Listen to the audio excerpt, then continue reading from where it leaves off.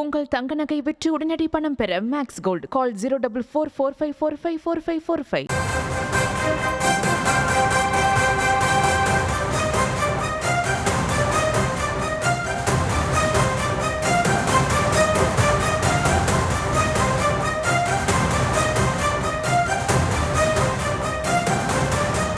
அண்மை செய்தியை பார்த்துக் கொண்டிருக்கிறோம். வாக்காளர் சிறப்பு திருத்தத்தை சுட்டிக்காட்டி நாம் தமிழர் கட்சியின் தலைமை ஒருங்கிணைப்பாளர் சீமான் போராட்டம் வெடிக்கும் என எச்சரிக்கை விடுத்திருக்கிறார். அவர் பேசியதன் கூடுதல் விவரங்களோடு செய்தியாளர் பாரிகார்த்திக் இணைப்பில் இருக்கிறார். பாரிகார்த்திக், வணக்கம். அவர் என்னென்ன விஷயங்களை குறிப்பிட்டு எச்சரிக்கை விடுத்திருக்காரு, முழு விவரம்?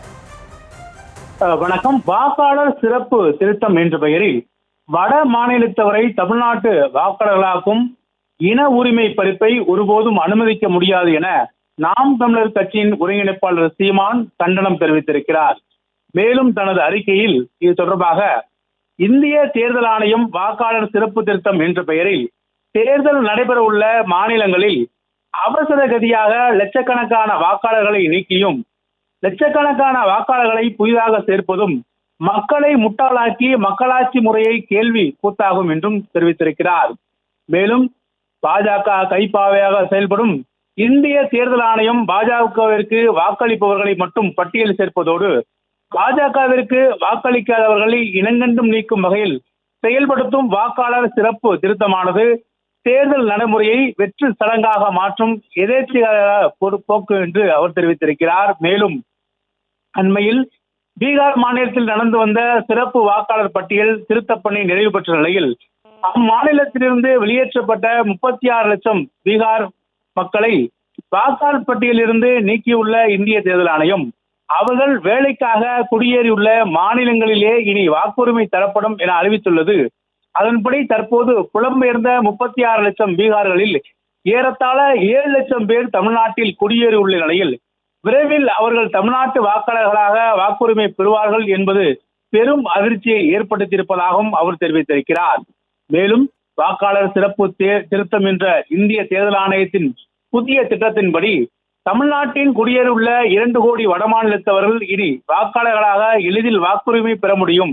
6.5 கோடி தமிழ்நாட்டு வாக்காளர்களில் புதிதாக 2 கோடி வடமாநிலத்தவர் இணைந்தால் அது தமிழ்நாட்டு அரசியலில் மிகப்பெரிய தாக்கத்தை ஏற்படுத்தி வரும் என்று அவர் தெரிவித்திருக்கிறார். மேலும் தமிழ்நாட்டின் குறைந்தபட்ச அரசியல் அதிகாரத்தையும் பறித்துவிடும்.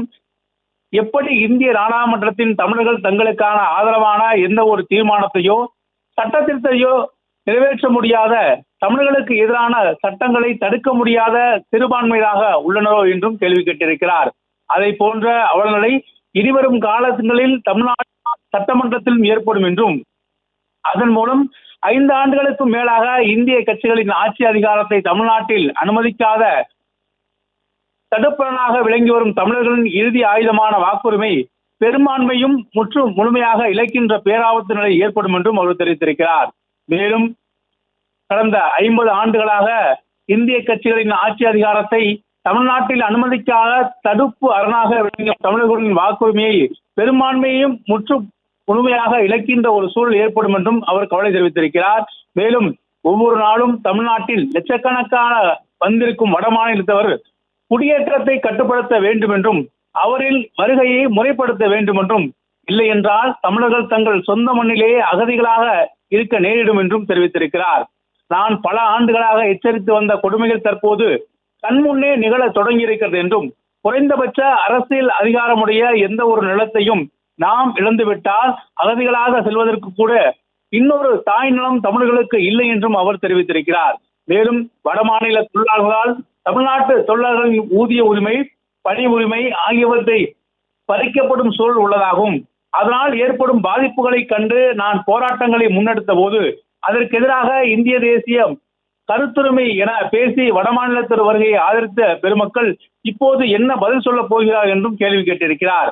வடமாநிலத்தரின் தமிழ்நாட்டின் குடியிருப்புகளை அவர்களுக்கு எந்த கட்டுப்பாடுமின்றி ஆதார் அட்டை முதல் குடும்ப அட்டை வரை வழங்கியதன் விளைவாகவே தற்போது எளிதாக வாக்காளர் அட்டை பெறும் நிலைக்கு அவர்கள் வந்துவிட்டார்கள் என்றும், இந்த அட்டைகளைப் போல வாக்காளர் அட்டை என்பது வெறும் அட்டையாக மட்டுமல்ல, அது தமிழ்நாட்டின் அதிகாரத்தை தீர்மானிக்கும் உரிமை என்றும் அவர் தெரிவித்திருக்கிறார். மேலும் அதனை பறிகொடுத்தது என்பது தமிழர்களின் தங்கள் இறையாண்மை இழப்பதற்கு ஒப்பானதாகும் என்றும் இனி தமிழ்நாட்டு அரசியலை தீர்மானிக்கும் ஆற்றலாக வட மாநிலத்தவே திகழா என்பது எத்தனை பேராபத்து என்றும் தெரிவித்திருக்கிறார்.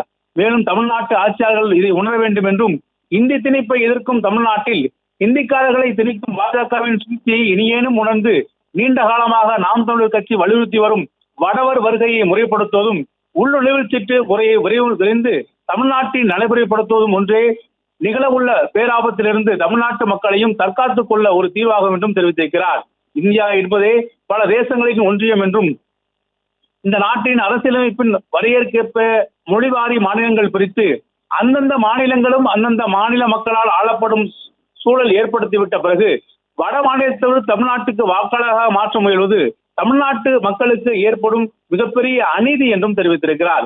எனவே வாக்காளர் சிறப்பு திருத்தம் என்ற பெயரில் வட மாநிலத்தவரை தமிழ்நாட்டு வாக்காளர்களாக்கும் இன உரிமை பறிப்பை இந்திய மத்திய அரசு உடனடியாக கைவிட வேண்டும் என வலியுறுத்துகிறேன் என்றும், இல்லை என்றால் நாம் தமிழர் கட்சியின் சார்பில் அரசதிகார உரிமையை பாதுகாக்க நாம் தமிழர் கட்சி மாபெரும் மக்கள் திரள் போராட்டங்களை முன்னெடுக்கும் என்றும் நாம் தமிழர் கட்சியின் ஒருங்கிணைப்பாளர் சீமான் தனது அறிக்கையில் கண்டனம் தெரிவித்திருக்கிறார்.